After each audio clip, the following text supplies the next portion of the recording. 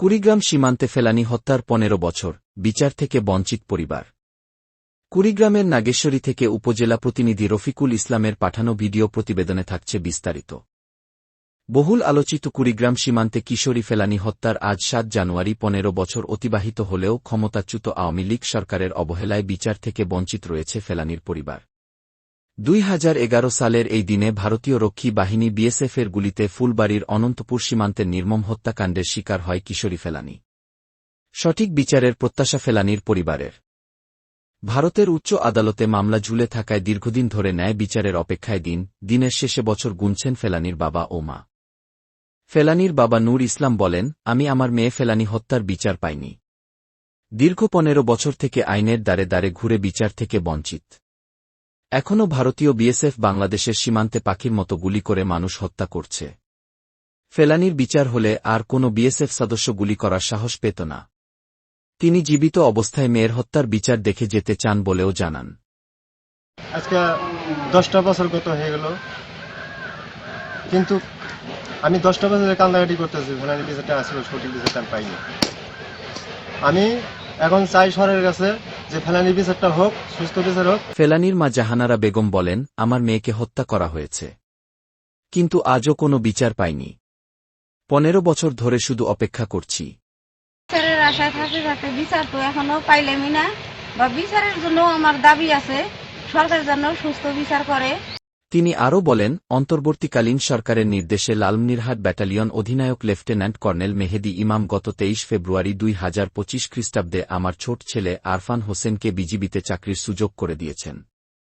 আমাদের সংসারে এখন অনেকটা সচ্ছলতা ফিরে এসেছে।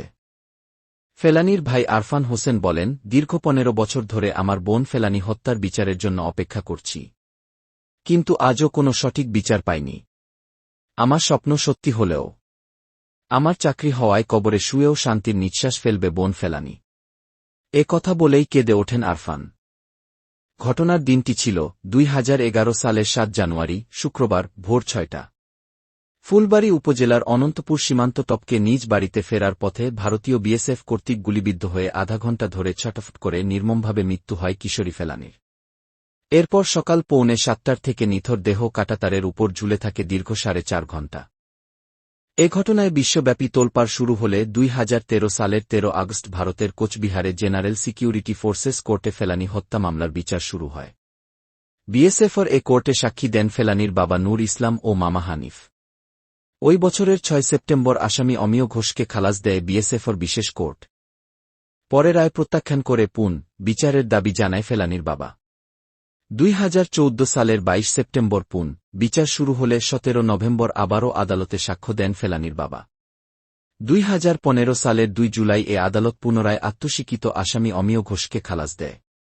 ২০১৬ এবং ২০১৭ সালে কয়েক দফা শুনানি পিছিয়ে যায়। পরে ২০১৮ সালের ২৫ জানুয়ারি শুনানির দিন ধার্য হলেও শুনানি হয়নি।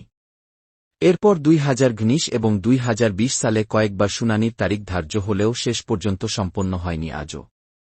ফেলানীর বাবা উচ্চ আদালতে রিট পিটিশন দাখিল করে।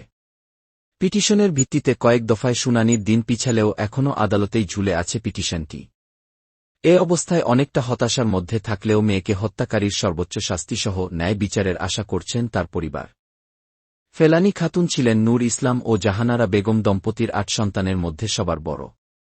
১৯৯৬ সালে জন্ম নেওয়া ফেলানী পরিবারের সঙ্গে ভারতে বসবাস করছিল। বিয়ের উদ্দেশ্যে দেশে ফেরার পথেই সীমান্তে প্রাণ হারায় এই কিশোরী।